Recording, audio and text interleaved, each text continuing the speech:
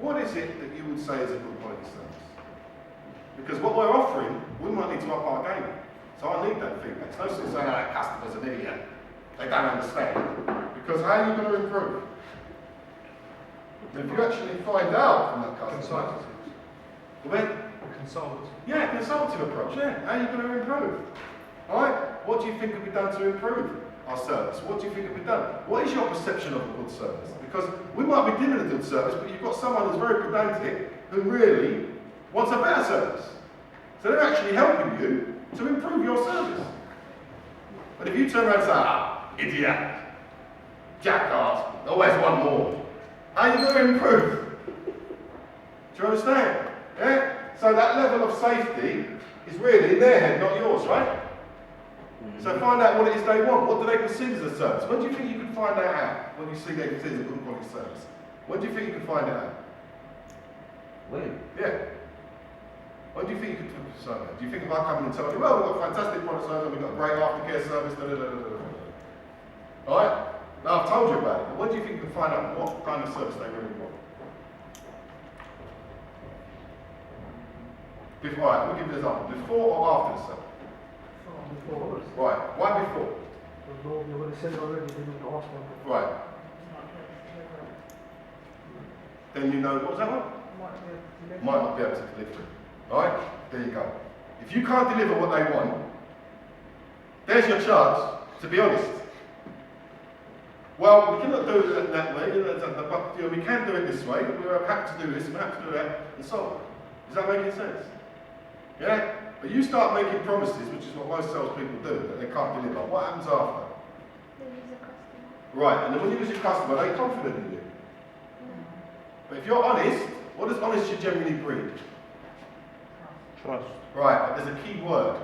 Trust is part of it, because I know most people say trust, but they don't trust anyone. Confidence. Alright? Yeah, confidence up there. What does honesty generally breed? Honesty breeds what? Loyalty. Yeah, but there's another key. You're not wrong, but there's another thing. What about integrity? Oh, that's right, tip my tongue, does. I'd like to think where your tongue is. Alright? So, do you understand? Right? Integrity. Integral. Alright? Think about it. Integrity. People are confident. There's a level of integrity because you've been honest. You've been upfront. No, I can't do that. But what we can do, if you've done, what is it you really want from that? Because I understand you want. What is it you really want?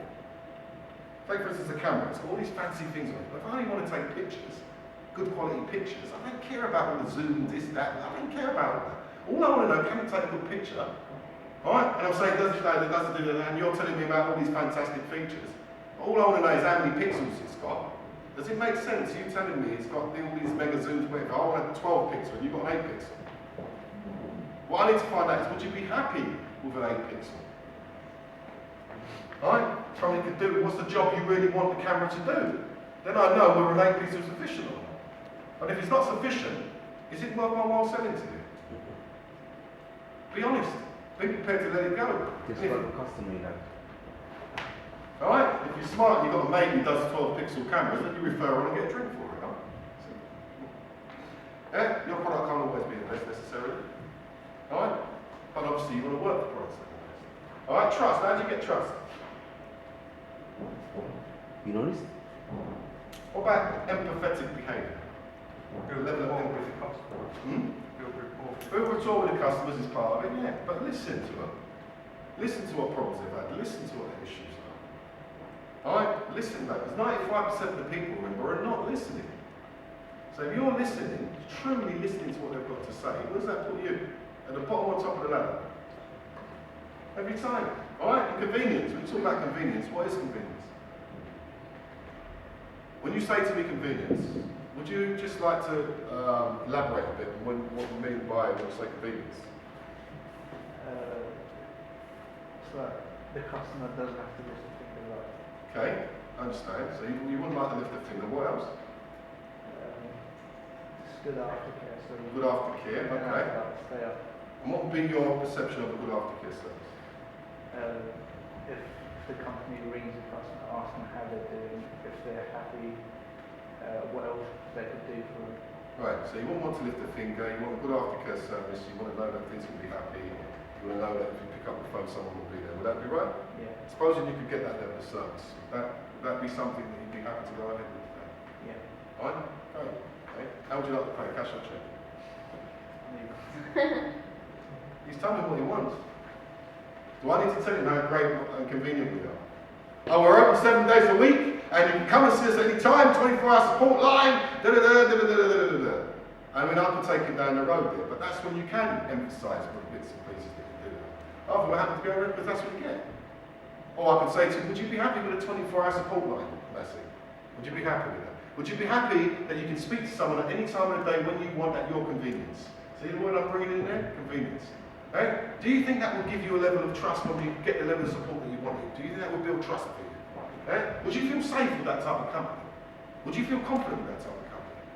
Okay? I suppose you can get all of that. Is that the type of company you want to do business with? Do you understand what I'm doing there? Alright? I'm not telling you, I'm asking you. I already know I can do it. But if I tell him, what's he likely to do? I've heard of that before. Ask him. Ask them. What is it you want? What is it you want from this? What is it you want? What do you think it can do for you? Why do you think it can do that for you? Where do you want to go with it? Do you understand what I'm saying? We're going to go into that a little bit more later after we have the break. Alright? So, get the product they want. That's what most customers want. They want to get the product they want. Most of the time they're missold. Alright? Trust the advice and support when making their choice. Alright? Knowledge about products and services offered. Told about relevant products and everything you have to offer. Provide a service rather than just making a sale. Does that make sense, everyone? Yeah? Any questions on that? Right, we'll move on. Something different from competitors. Build relationships, motivate as you set out. Motivate staff, good manners and polite nature. Skills for understanding customer needs. Alright, so what skills do you think you need to understand customer needs? Give me 3. Listening, so that's 1, right? So we're listening, what else? Call strategy. Let's put that back up. I don't know why I'm roasting here. Jesus. Right? That's why he's falling asleep, you don't even know. That's why he's gone out there. He's half asleep then. Don't even realise, because his heater's blasted. That's it all the time. See him at home. Alright? Yeah, so, alright? So what else is there? Good cut. Good skill. Call strategy. Call strategy. Call strategy, yeah, but that comes under your listening, right? What else? Skills for understanding customer needs. What else do you need? Listening, what else? We've just been touching on it as well, so good question. Good question.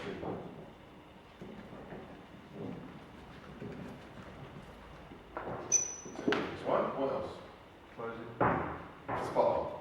Alright? But that can come under your question, but I'm going to add closing because closing is so important.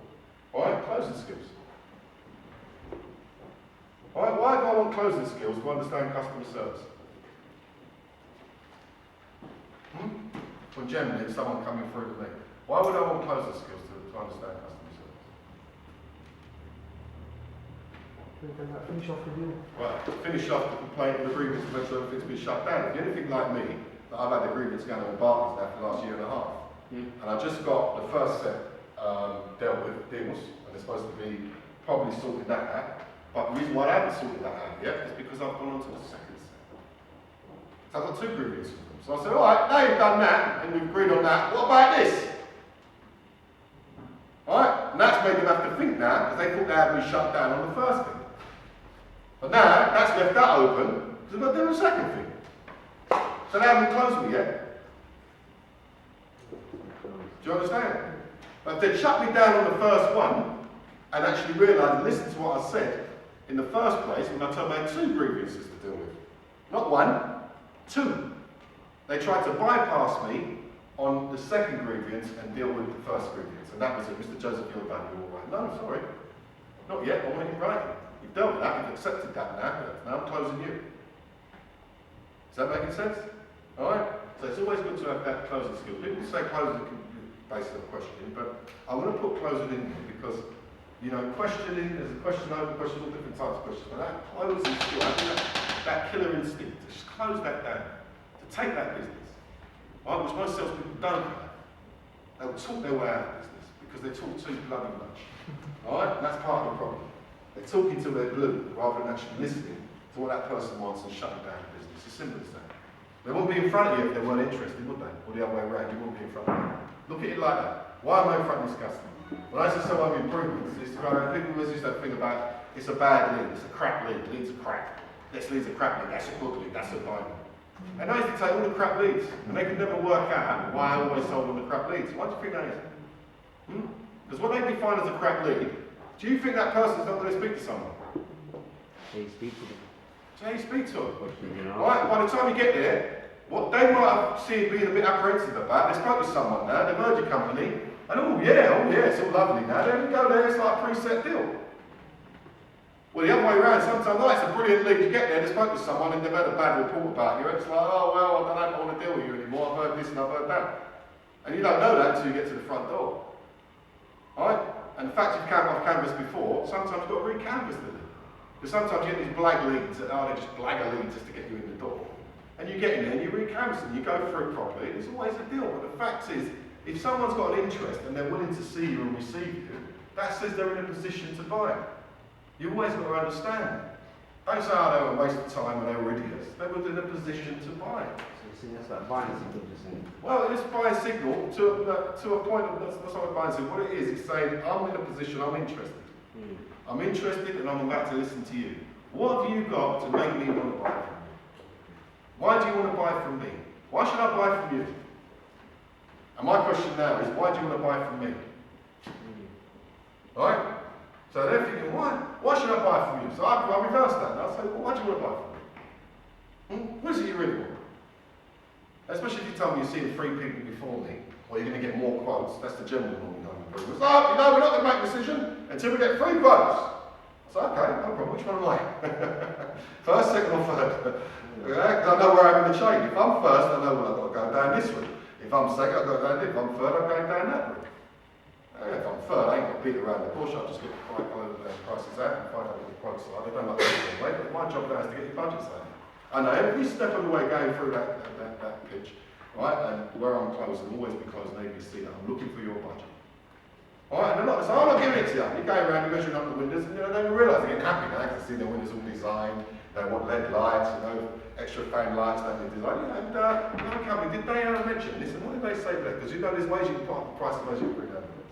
And how did you really want this? And before you know it, you're getting their cost out automatic, because you've got a rough idea, if you're clued up, you know what company they've spoken to, you know what the price is. That's what research does for you. Know your industry. Know what other companies are charging. Then you know what you're doing. Then you know what you want. Come in! Take a seat, mate. Huh? Can I talk to you after we're done? Yeah, when we have a break, yeah. I'll give you a little while, yeah? Yeah, that's cool. No worries, yeah, by all means. Yeah. Okay, so, let's have a look. Effective questions, active listening, checking, understanding, treat them as an individual, use of their name, give them your full attention, comprehensive knowledge of company's products. Alright, and then what I want you to do is write a short story about yourself and read it out to yourself. I say to the class generally, but read it out to yourself and listen to it. Write about yourself. Who do you think you are? If I said to you, alright, who do you think you are? Describe yourself as a creature of nature, an animal, and perceive me and tell me your character. What do you think that would be?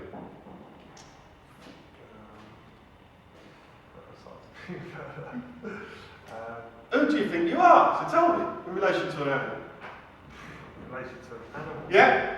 Think, come on your feet. 5, 4, 3, 2, 1. Predator. Predator. What type of predator? What type of predator? I don't know. Carnivore. Carnivore. What type of carnivore? An animal. Creature of nature. Oh, I suppose a lion. A lion. Okay, interesting. Alright, Nassim. How quick, creature of nature. Your character, what would it be? Cobra. Snake like that. Right, what you, mate? Zara. Dolphin. Dolphin. Adam. A lamb. A lamb. You come to the slough, you alright? Femi. It has to be a creature. Eh? It has to be a creature. Yeah, Creature of yeah. nature, that's what I just said.